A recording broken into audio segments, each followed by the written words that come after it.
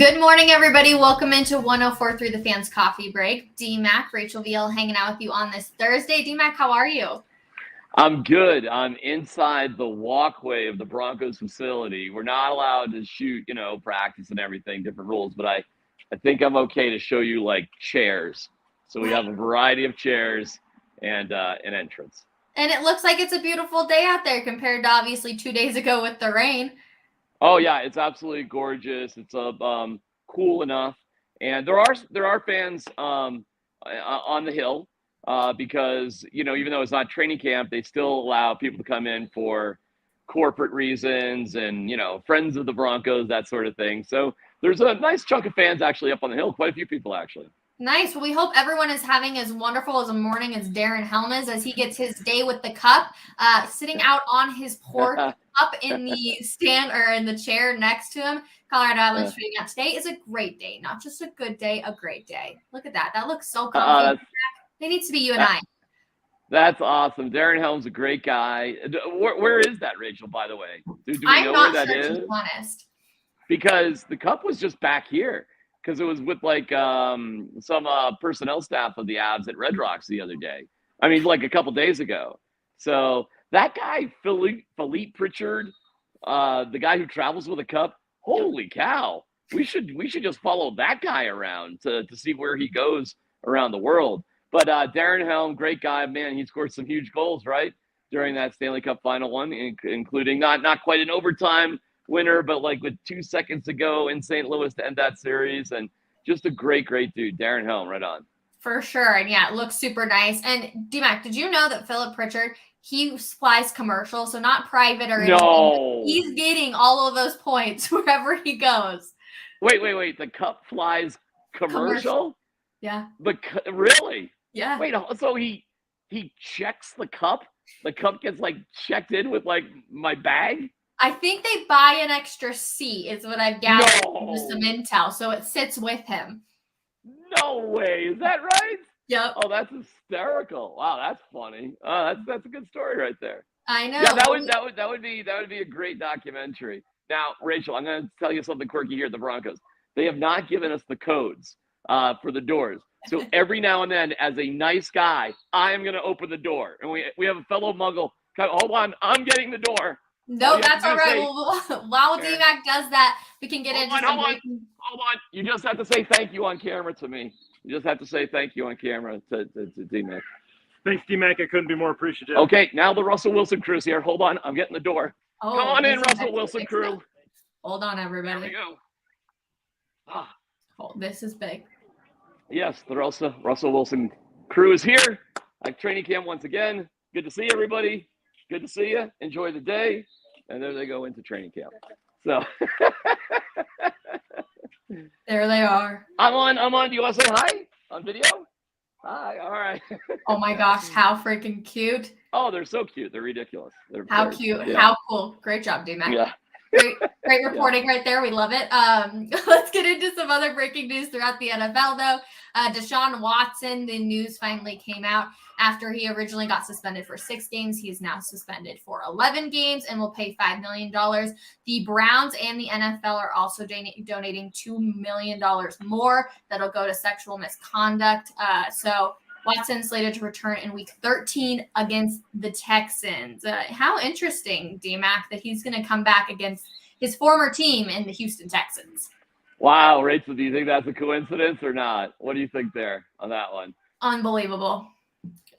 DMACC, honestly, that's unbelievable right there. I'm shocked by that one. I have to open the door for another person. Hang on one second. I'm going to be right back. I've got duties. Maybe it's going to be Sierra this time. There you go, Britt. Oh, it's not Sierra. Next best thing. Who's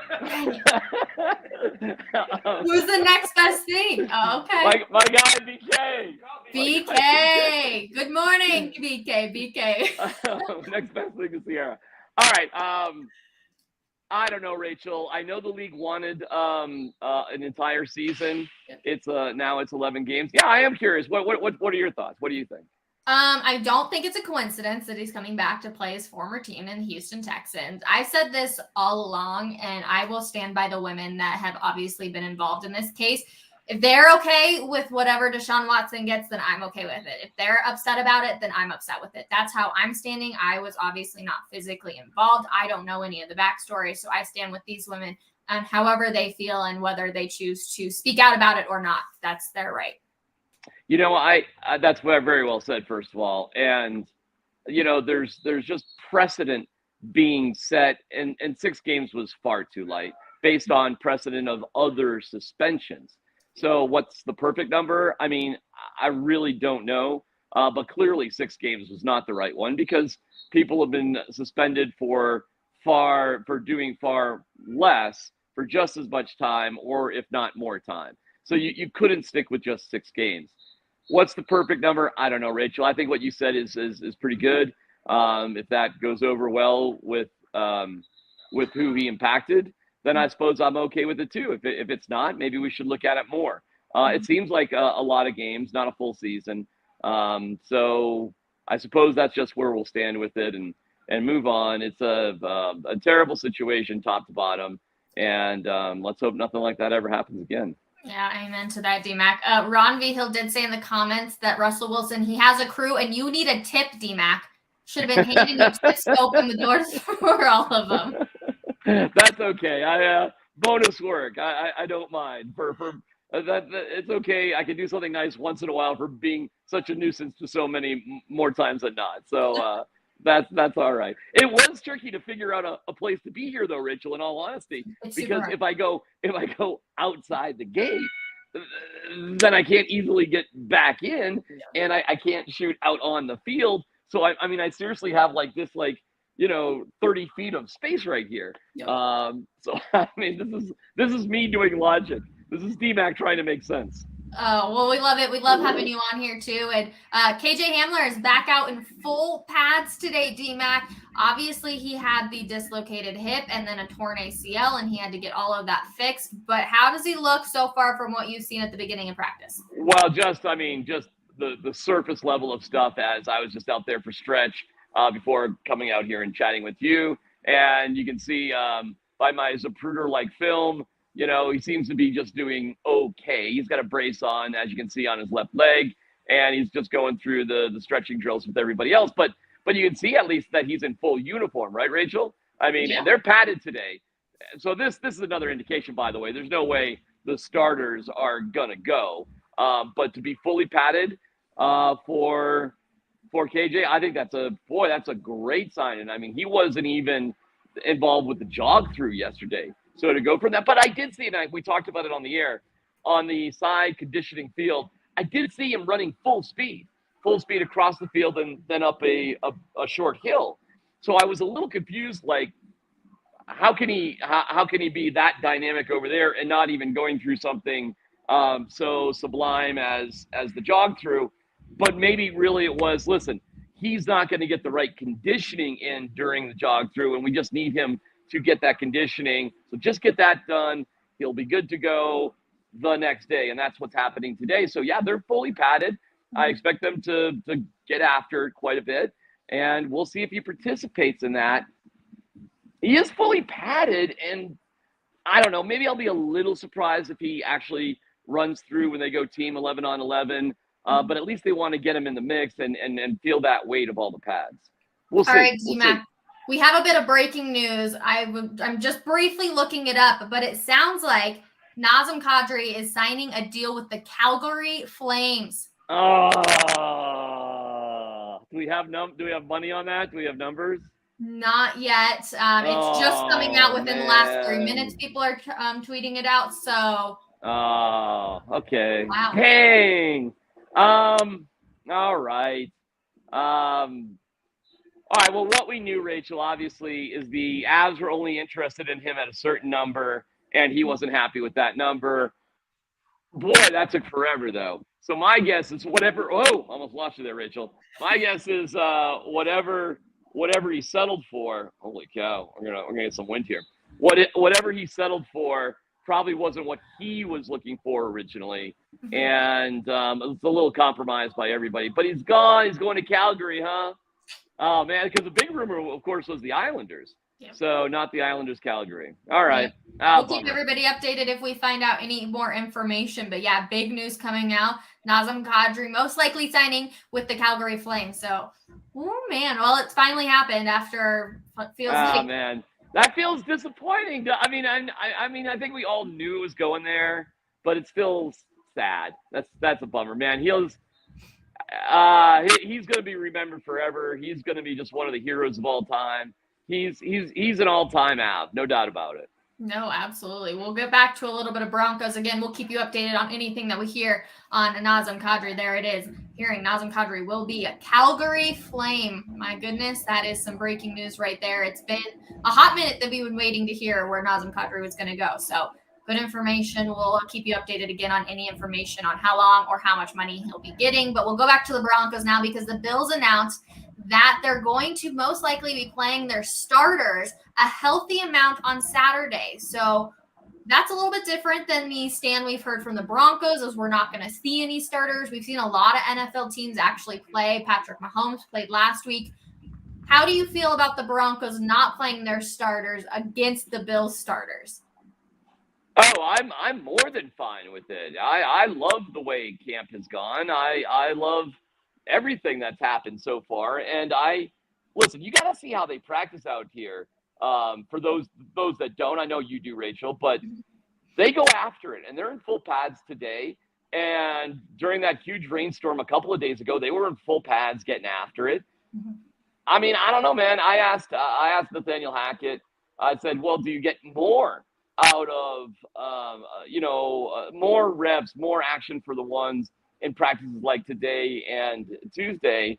And, he said it wasn't quite the same as the game, but it's as close as they're going to get before the preseason. You will see some people you think are starters, but the real indication is if they play, either they're borderline starters or they're expecting somebody to come in for them. Or they're starters, but they just really need the football reps. An example of that would be Albert Okwuegbunam. So you will see some people play. I wouldn't be surprised to see Calvin Anderson play, although he goes with the ones all the time because he's in a competition with everybody, it seems. And Cam Fleming has been rotating in with him. So it wouldn't surprise me if both of those guys played. It wouldn't surprise me if Alberto played, Malik Reed played. You go like that. But like to think of Russell Wilson or Cortland Sutton, or frankly, even KJ Hamler, Jerry Jeudy, DJ Jones. I mean, you keep going. Kareem Jackson, Justin Simmons, those guys, no way. No way they could. Patrick Surtain, there's no chance. Mm-hmm. No, and Melvin Gordon yesterday spoke to the media after practice discussing how Javonte is the guy for this coaching staff. Go ahead and take a listen. To be honest, I think they kind of have a plan of what they want kind of heading in. But as far as the rotation go, I really don't know.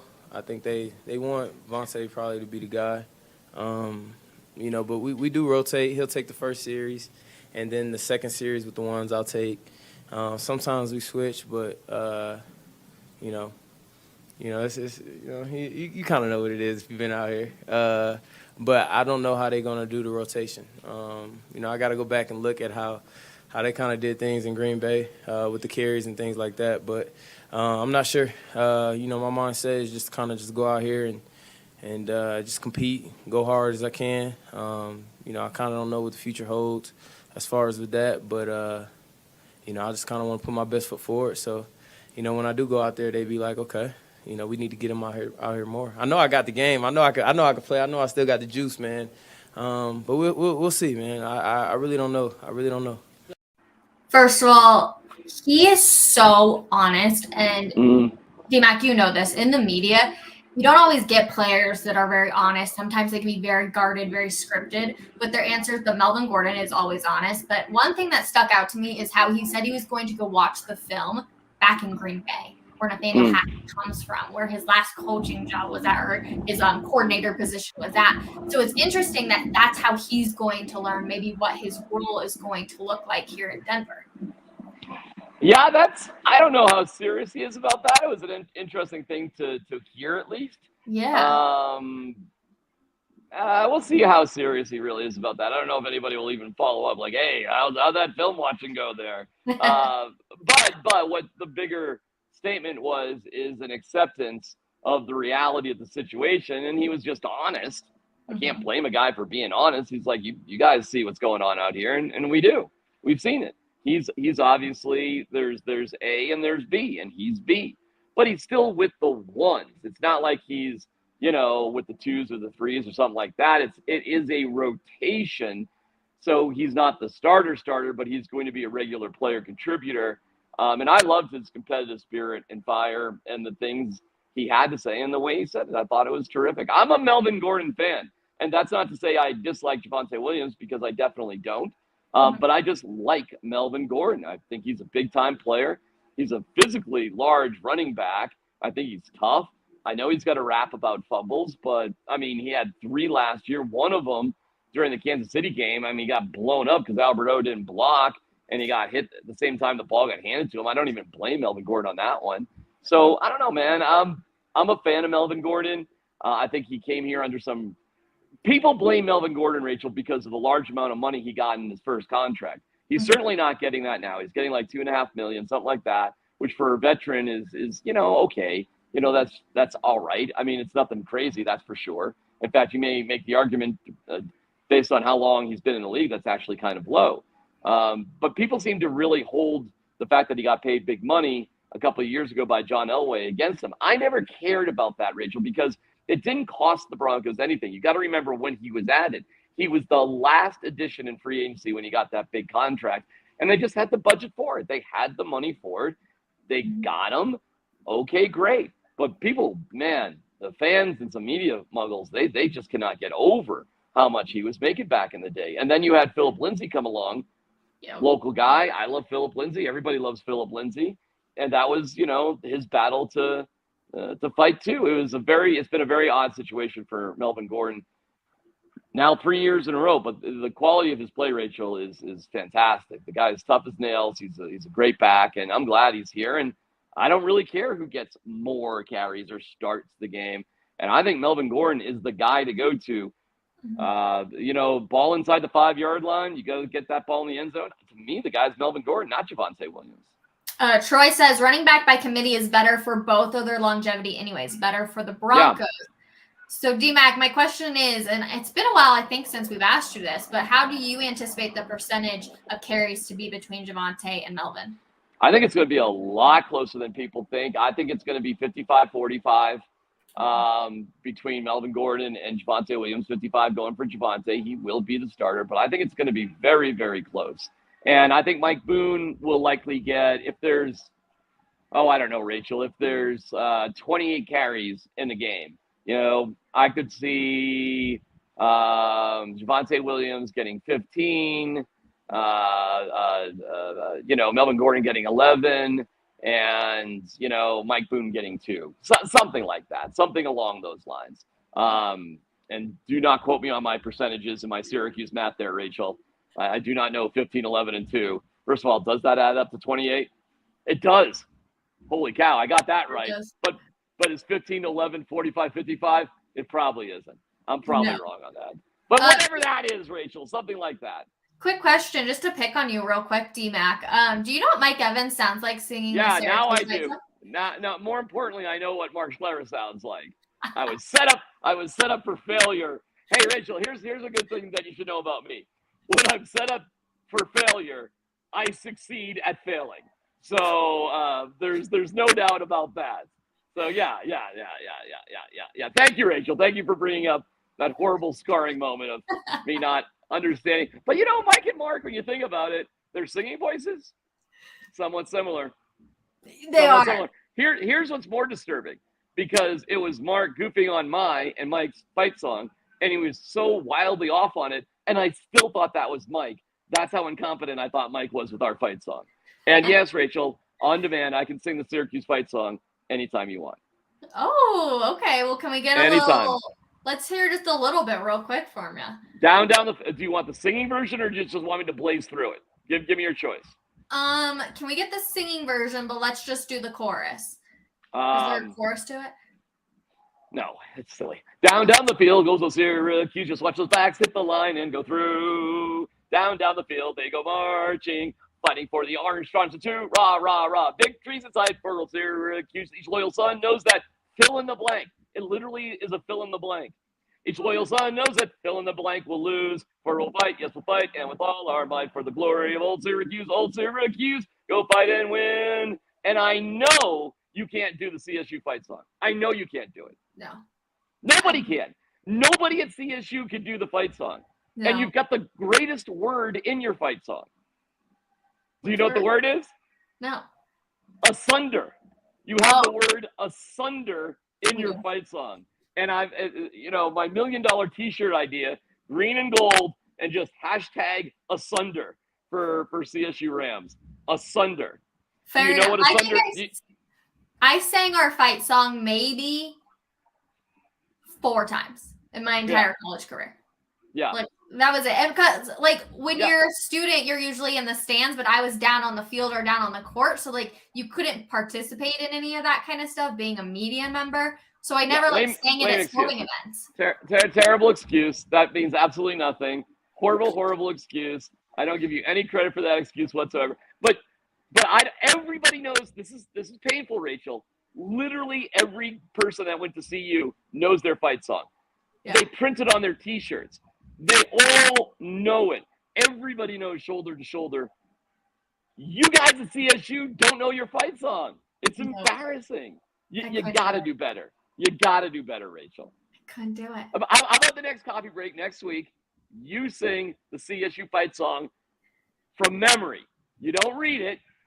Write it down. Writing this down. By memory. Learn CSU fight song. Fight song. That's right. I even know our do you know your alma mater? There you go. There you go. I know our freaking alma mater, which is different than the fight song. Oh gosh, yeah, I don't even know. Yeah, or the Vale of Onondaga meets the eastern sky, proudly stands thy sons and daughters on thy hilltop high. Flag we love, orange, or the da-da-da-da-da. Proudly now we stand together to thy memory. Something like that. I always forget a couple words in the middle. Well, job well done, DMACC. The singing was gold for sure. What else? We had a good laugh this weekend from Aaron Anderson, our friend over at Fox 31, tweeting about Melvin Gordon, where he had a picture of him, and he said, he's got a pad on his right foot. The Broncos running back is dealing with a foot contusion. You can see down there, you can see a picture of his foot. We're going to enlarge it here in just a quick second. There you go. So what looked like a pad was indeed not a pad. And Melvin Gordon let Aaron know, saying, that's my cell phone, sir. And DMACC, you went ahead and asked Melvin Gordon about this yesterday. So we'll go ahead and take a listen. How's your cell phone feel? Is that guy out here? He's a good dude. Nah, he's good, man. I didn't think it'd go viral like that. It was jokes. I thought it was more funny than anything, but So you've always used your cell phone as a pad? I'm sorry. I always put it in my sock, man, because the shirts they give us don't have pockets. So, I should invest in an Apple Watch. Funny line. He makes $1 million, 2.5 mil actually. He should invest in an Apple Watch. That way he doesn't have to carry his cell phone in his sock. That cannot be comfortable either. Yeah, no, but really the blame is not on Aaron. He made a mistake and he's sorry about it and all that. And Melvin had a laugh and I thought that was great. Mm-hmm. And I can't help myself from making a joke because I'm a jerk. We established that earlier. But that being said, like, Rachel, who wears shorts without pockets? Who even builds shorts without pockets? Shorts without pockets suck. You always need pockets in your shorts. Even workout shorts, you need pockets. True.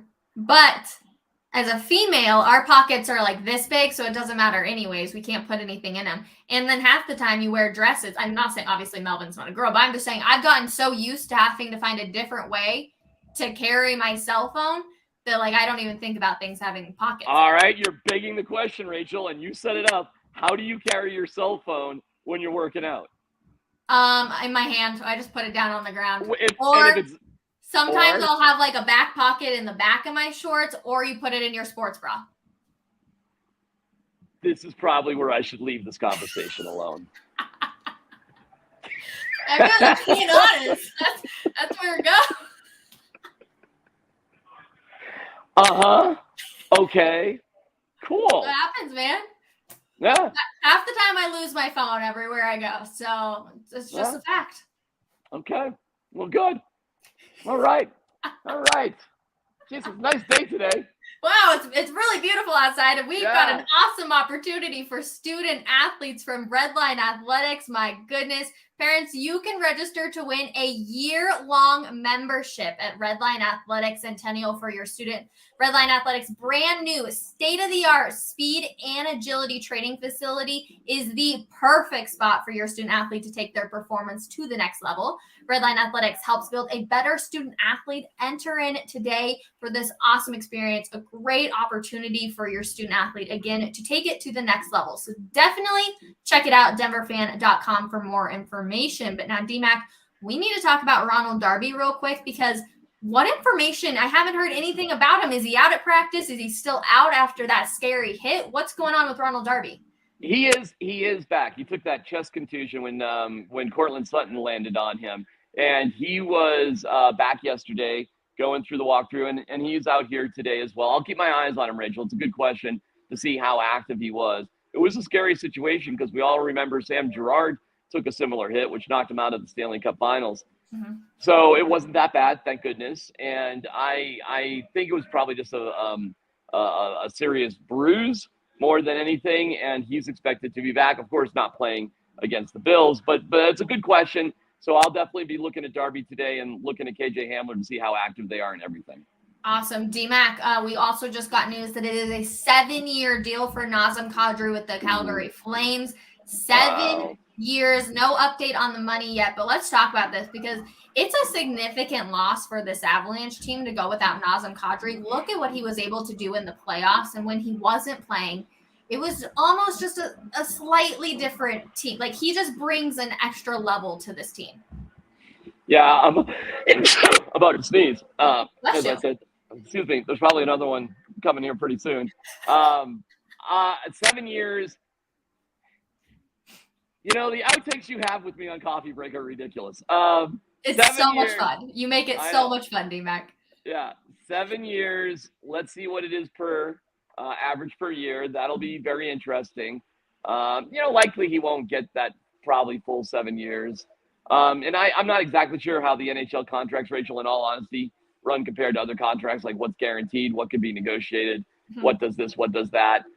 It's a commitment, though, from the Flames, though, to Kadri that he was looking for, and sadly more than the Avalanche could offer. So they lose Berkey, they lose Nas, they lose Darcy, they lose Jack Johnson. Wow, I mean, these are guys, these are dudes that were a big part of the Cup run, and now they're gone. It's it feels like a bummer, man. We sort of knew it was going to happen. But meanwhile, you're about to see a monster deal for McKinnon. You've got your defense locked down because now you're obviously keeping Girard and Bo Byram and Cale Makar, Devin Taves, Eric Johnson probably for one more year. You're going to get Ben Myers come up and play a lot more. He played a little bit during the regular season, but that feels like a hole. That second line center, that does feel like a hole right now. They could piece it together, Rachel. They could. They did a lot of piecing together during the season before they settled on something. Yep. But somebody has to – there's one more spot for that top six. And will it be JT Compher? I mean, maybe. Is he ready for that leap? Would they send Mikko Rantanen down to center that line and make Lehkonen up on the first line, maybe with Landeskog and McKinnon? Mm-hmm. I don't know, Rachel. There's all sorts of machinations they could do. But, man, we'll salute Nazem Kadri today and, how just unbelievable he was. And the drama, lots of drama with Nazem Kadri, including scoring in the Stanley Cup Final and, of course, St. Louis. I mean, who's ever going to forget his performance after the death threats and all the racist crap that went his way? The way he performed there was just a thing of legend of movies. So right on, Nas. And whenever the Avs play – whenever they host Calgary, that will be a video tribute that we'll all be really into. October 13th will be the first matchup. It'll be Avs at Flames, October 13th. Early in the season, it'll be on Hockey Night in America. It's going to be big, man. Or Hockey Night in Canada, excuse me, not America, Canada. Do you know when would you guys know when he's playing here? When he'll come out here, February 25th. Our very own Jake Shapiro on the back end, letting us know details. February 25th. Okay. Book it down, man. That's a game not to miss, for sure. Yeah, that's going to be a good game. While we end up the show, though, DMAC, tell us your favorite Nazem Kadri memory. Oh, the hat trick after all that stuff in St. Louis. You know, I mean, that. I could not believe I was there to witness it. Could not believe it. The fact that he scored one goal in that game, Rachel, felt unbelievable. The fact that he scored a hat trick was unreal. And, you know, I mean, I thought it was pretty funny, the whole Jordan Binnington throwing a water bottle thing at him too was comical. Nas was a super approachable guy, really, really nice. And, you know, it was my thrill to be around him for so much. And I've got some great pictures. Maybe I can post them of him and his family with the cup after the Game 6 win in Tampa. And I can go through my photos and maybe post that. So, man, nothing but props for him. And, you know, another big memory I have of him is he wrote about his journey and how he couldn't let his team down like he felt he had let them down by being suspended the year before they won the cup. He did that. And that was a very honest sort of moment that he was bound to not repeat. And he didn't. And he comes back from the drama, Rachel, coming back from the injury in our daily, like, is Nas skating? Is he not skating? Is he holding a stick? Is he not holding a stick? I mean, there's tons of great memories with Nas, lots of drama, good and bad. But at the end of the day, great memories of, I got a memory of Nas up the escalator at the Marriott, you know, with the cup and all that sort of stuff. Once they won it all, I mean, all sorts of great stuff. A legend. We will forever remember him, a huge part of this Stanley Cup team for sure. Now I'm going to call in our producer, Jake Shapiro, real quick, because guess what? He's going to sing the CU fight song for us as we break here today. So Jake, take it away. Everybody knows it. So easy. Fight, see you down the field. See you must win. Fight for victory. See you knows no defeat. So roll up your mighty. See, never give in. Shoulder to shoulder, we will fight. And then it gets explicit there at the end. So we actually modified it to Buffaloes, go see you. You can kind of interpret that one for how it actually sounds at the games. But yeah, there you go. That was beautiful. Thank you. DMAC, thanks for hanging out with us. Jake, beautiful singing. Everybody else, thank you so much for hanging out with us here on Coffee Break. We're back tomorrow morning, 10:30 a.m. Bye, everybody. Asunder. Peace.